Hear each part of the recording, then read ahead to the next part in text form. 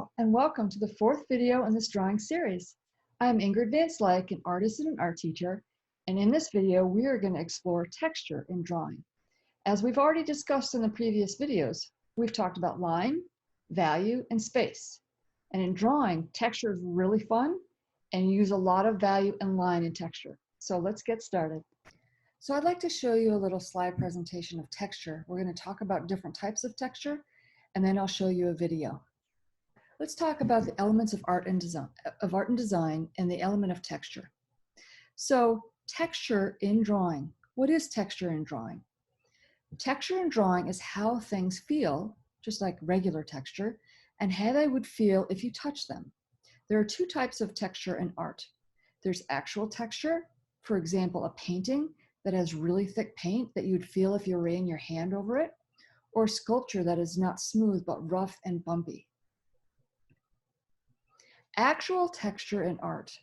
So here are some examples of actual texture in art. The middle one, the teacup, looks really, really furry. And if you touched it, it would be very soft. The mosaic on the right is made out of bottle caps. So the texture of it's very, very rough, but it looks like fabric, the way the artist put it together. And the sculpture on the left, if you touched it, it would be smooth because it's marble, but it gives you the feeling of fabric and a veil, a thin veil coming down. So that's actual texture, what you would feel as an artist puts together work. And when you feel it, you actually feel texture. All right, so implied texture or visual texture, it's just the opposite. So it is something that looks like texture, but is not really. So for instance, this apple on the left looks like it's a furry apple, and we know apples aren't furry, but we can't touch it and feel the fur, but the way the artist rendered it sure gives the impression that it's furry. Vincent van Gogh was a painter, but if you look at the texture that he uses in his brushstrokes, it looks like the grass is growing and the trees are moving and everything. It's the way he used his brushstrokes that created texture.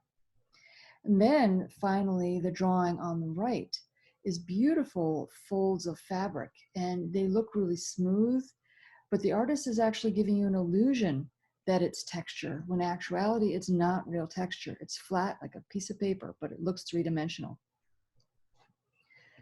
So then texture can be a pattern, but a pattern without value does not show real texture. Here's an example of a wood pattern and a wood pattern with value.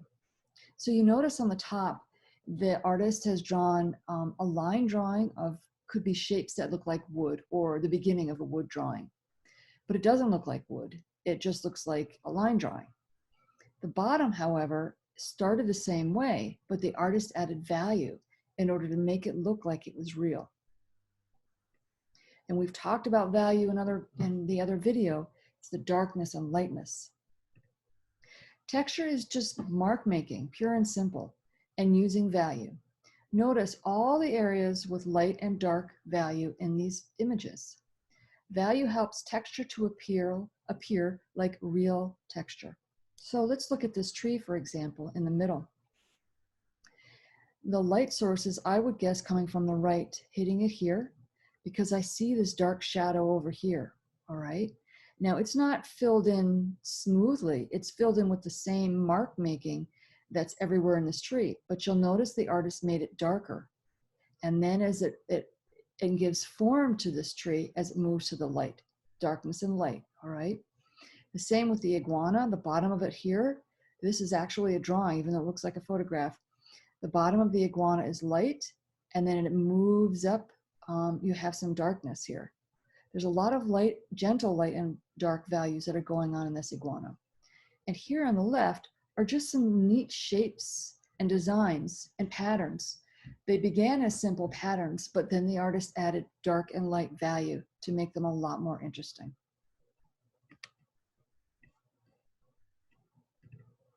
So let's try drawing texture, and that's what we're going to do.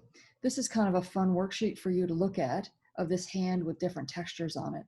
We're going to do something similar to that, but in a ball sphere shape. So now I'd like to show you a brief video about how artists use texture.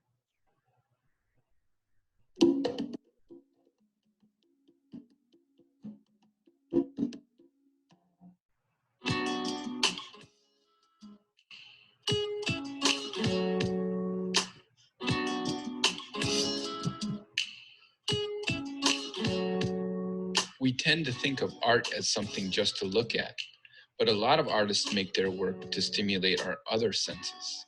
Sculptors, textile and fabric artists, bookmakers, ceramicists, and artists working in many other forms think a lot about how to engage viewers' sense of touch.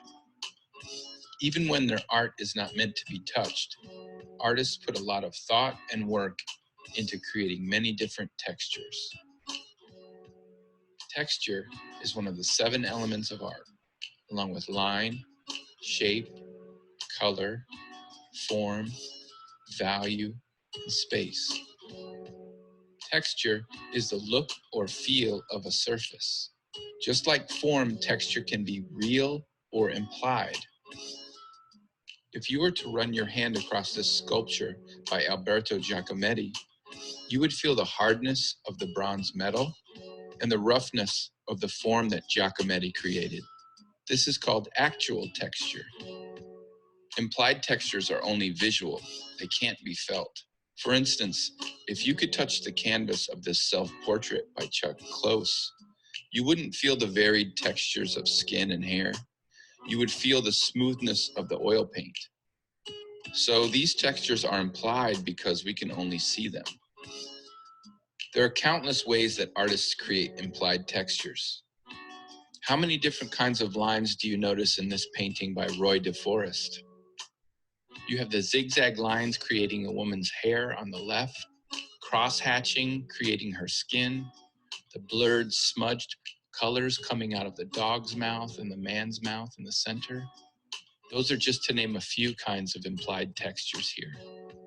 Textures can also be created through use of shapes. In this painting by Gustav Klimt, notice how he repeats shapes to create textures. You have the triangles and lines on the woman's dress on the left, the many spirals creating the tree in the center, and in the woman's dress on the right, you have circles within circles, rectangles within squares, and all the scattered shapes throughout the piece create many different textures. Paintings and other typically two-dimensional art can have actual texture. Sometimes artists layer paint on the canvas so thick that it becomes three-dimensional. At that point, the paint is a sculptural element that can be manipulated and shaped.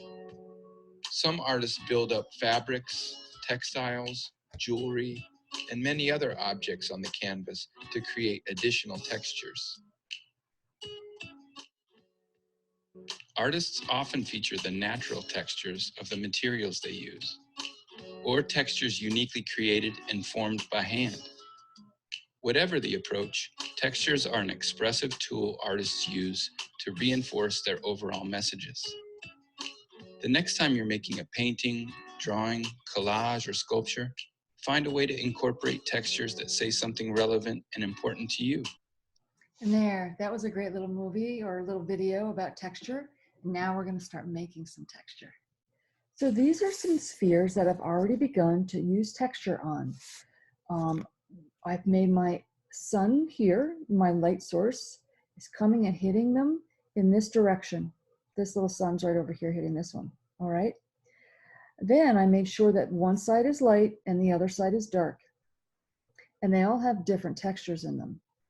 For this, I used pencil to start with, and I'll show you how to do it. And then I used pen as well. So let's get started on how to make these fun textures. So the first thing I did is I took anything that has a circle. You can draw your own circle if you want. I'm going to draw this one just because it's easy. You could also use something else that's round and trace it. So here's, I'm going to draw 2 and one more lightly. I used a light pencil so that it's not a dark edge because you're going to want to go outside your edges. And I have a series of drawing pens. And each one of these has a different tip and a little bit darker or lighter than other ones.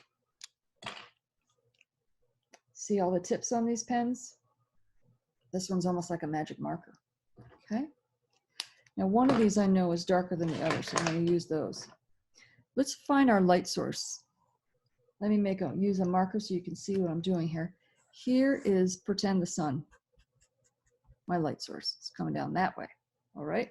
So I know that the right side of all these balls is going to be a little bit lighter than the left side. Okay, so here I am. First, I'm going to start with my darker area. And we're going to make some fur or something that looks kind of rough and edgy and pokey. So see, I'm just simply making little marks that go outside the edges of the circle. And I'm going to start just starting to make them randomly, just like you would areas of just little mark making. I'm going to start with the dark area first because that seems to be the easiest to do. And you want to start kind of light and build up your values. So I know that this area is going to be dark. The more strokes I make on top of each other, the darker it's going to be. The more strokes that are closer to each other, the darker it's going to be. So this takes some time. It's just a buildup of shapes, or of marks. Let's move over here to the light area. So maybe I make a few.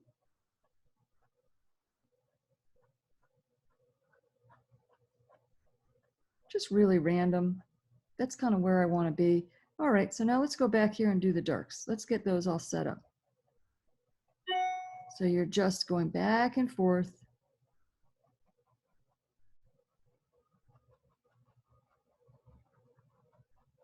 You can make any type of marks like this for this furry sphere. They can be short and straight, or they can be loose. Okay, I'm still working on it. Let's make it really dark right here. So I'm going to start making lots of marks right on top of each other.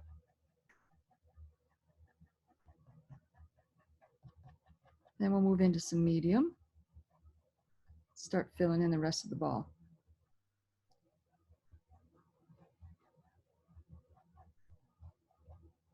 So you have to go from darker to medium value with your marks randomly and try to blend it if you can. In other words, you don't want to have just a straight area of dark. You're going to have a nice transition from dark to light. Some of these edges I'm going to make a little bit more defined. Okay, so that's starting to come along. All right, so that's how I would build up, and I'll refer back to the other ones that I finished before this. Okay, so now let's go to the second one. We're going to do just some random little scrunchy marks. So let's start again with the dark. I'm going to go off my edges. I'm just scribbling. Can you see that? Let me go back again.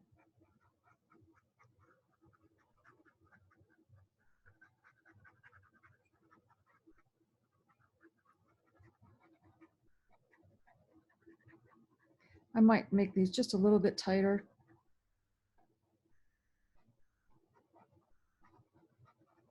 It's the edges right here that make it look like it's really rough feeling. By not staying within the edges, that really helps out a lot. So then you're going to start to build up your mediums.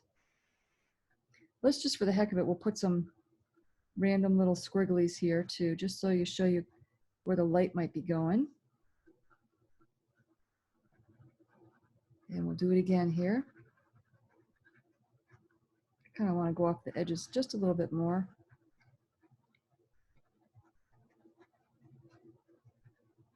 Oh, this is looking really rough. And then again, go back and darken up some of those areas on the far side where the sun's not touching it. So you start to build that sphere of value. See, I'm just scribbling around. All right, so that's starting to look kind of textural too, okay? So now let's work on this circle. This is a lot of fun too, a little bit different way of doing it, but so I start with my circle, and then inside I'm going to draw little pebbles. Now, once again, I'm not staying within my circle that I made. I'm going to use the edges, and I'm going to draw pebbles. So to make this look fun, you need to do a couple different sizes of pebbles. Some small ones mixed in with some large ones. Variation of pebbles, and fill the whole thing in.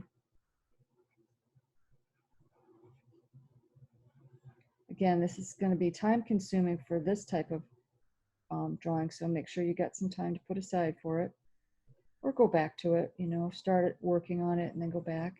This would be great practice for you. Okay, so there I did. In my circle, I did more circles. So let's say the sun is coming from here. It's going, touching the ball here. So once again, I'm going to get my pen, start with the dark area, and I'm going to darken up that far edge of all these little pebble marks. I think that's how I'm going to start all of these first.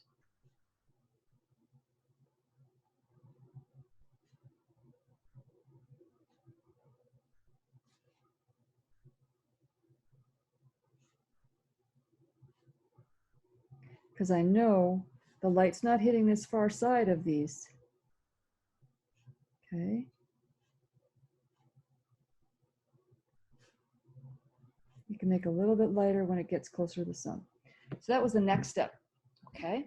And then after that, I start with my dark side, and I'm going to draw a little bit of mark making here, little value hatchings.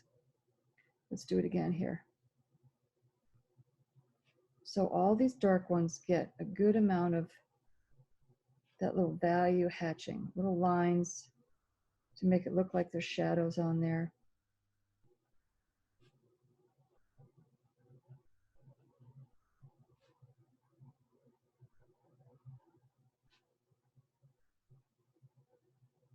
Just keep going. And obviously these lines get lighter and lighter and lesser when they move to the front. Not only am I going to do that, but I'm going to fill in the spaces between these little pebbles dark. You don't have to necessarily outline all the spaces, but just make sure you can cross hatch and hatch. We talked about that in the line one, the line video, making little dark lines. So this whole back side that the sun's not touching should be darker.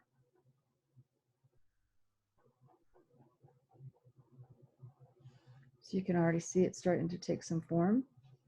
And you can really make it quite dark. I'm going to darken it up even more. And these little lines will also define the shapes, pebble shapes too.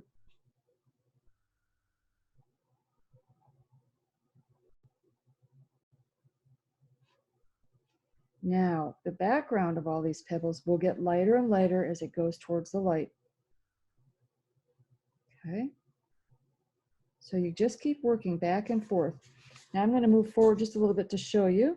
So these are the pebbles that are closest to the sun. I'm going to make less marks on them. They're lighter. And I might even fill in just a little bit more here. Darken some of the back ones up just a speck.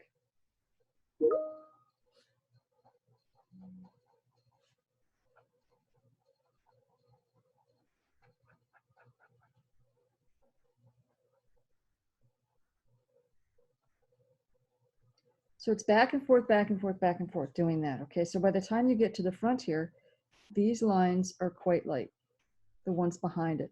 You don't even have to fill in too much of it at all. Okay, so let's show the previous one that I've almost finished over here.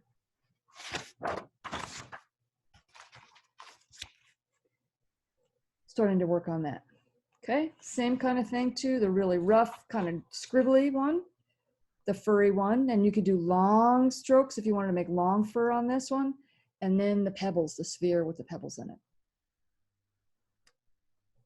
So practice those spheres at home using pen. I would suggest you can use pencil as well, but it doesn't come out quite as good as using pen. And you can also just use a regular pen that you might have at home if you don't have any drawing pens. Okay, so now for our next assignment, this is really fun. What I want you to do is to think of 3 different animals. Okay, these animals that you think of should have texture. So for instance, a dolphin probably is very smooth, doesn't have a lot of texture. So maybe like an iguana or an alligator or an elephant, or a lion, or a cheetah that has fur, or monkeys, long tails. Okay, I want you to think of 3 animals that have texture. Then I want you to use the head of one animal, the middle of another, and the back end of another animal, and you're going to create your own animal. All right, You can use sources from books, magazines, you can go online, whatever you can do. It doesn't have to be imaginary. You can even use dragons if you want, doesn't matter. Or make up an animals completely, but they have to have three separate areas, okay? So 3 separate areas, and then you're gonna put them together.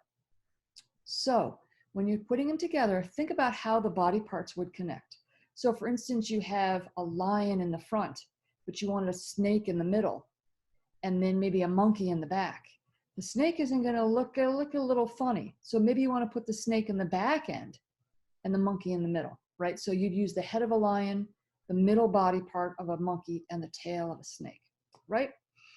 Now, the other part of this assignment is that your animal has to be touching on 3 sides of the paper, of the edges of the paper.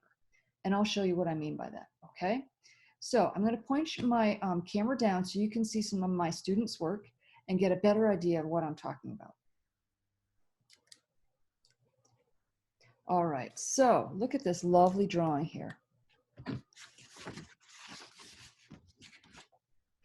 First thing you want to start off with is if I start with a big piece of paper like this, I usually put a border around it somewhere, okay? That way it has a nice edge, and for some reason it's hard to not worry about going off the side. So I put a border around it. So the border here is right around this one. So the tail is touching the edge, the border, that's one spot. These fish fins are touching the top, and the beak is touching this side because this is the border right here, okay? So that's 3 areas that's touching. The reason why I say this is because it helps with composition. And on our last video, we spoke about space and composition. This will help you organize your shapes in your animal, which will look better in the space when you lay it out, all right? So let's say this artist used an eagle head, and you'll notice how it's dark on the bottom and moves to light on the top, giving it some form. The same thing with here, these fish fins. So she had an eagle head, fish body, and this was her alligator tail. Same thing here. This is kind of almost like the pebble texture we did. Without value, there's not much of it. It's just a pattern. There's not much texture. So the whole bottom of this is darker, and it moves to lighter, okay? Giving it form and texture. But she used some cross hatching there. There's some little dot patterns here. There's marks here to give the feathers. So this is a really fun, lovely drawing. All right, I'm going to show you another one. Look at this one. So this was half real, half made up. Not sure which part is which, but we can figure it out. The lion head, it's got beautiful strokes, and she's got darkness on the bottom and kind of comes up. If she didn't use any of the dark and light, it would look really kind of boring. But having the dark and the light looks beautiful on this one. And it's attached to, I think it's a dragon body or a lizard body of some sort. But again, the inside of the legs have darker value, even though it's the same pattern. Inside show value, all right? So you know which legs are inside. And then she's got the tail, the marks are going in a certain direction that show value also, and form, okay? And then look at this lovely wingspan that she's got here. Different types of marks going into some dark, some light. It really works very nicely. So that's a really fun animal that she drew. Again, it's touching on 3 sides. So it's touching on the bottom. This is where her edge is of the paper, not here, but here. It's touching on the side of the tail, and it's touching on the wings. It's not touching on the face. So 3 areas, you have to have it touching for composition's sake. So I hope you like this texture drawing section. Texture is so much fun to do. It takes a little time, a little bit of work, but I know you can do it. And like I said, you can use pencil, you can use pens that you have around the house, or you can buy yourself some drawing pens. All right, they work wonderfully for texture. So to get you started again, you're gonna practice your texture using these spheres. All right, you could do wood grain, bricks, you could go outside and look at the birch bark on the trees and try to do that texture. Pine cone texture, that's pretty tricky. And then after that, you're ready for your animal, the 3 animal textures. All right, so have fun, enjoy this drawing, and keep drawing. And the more you do and the more you practice, the better you'll get.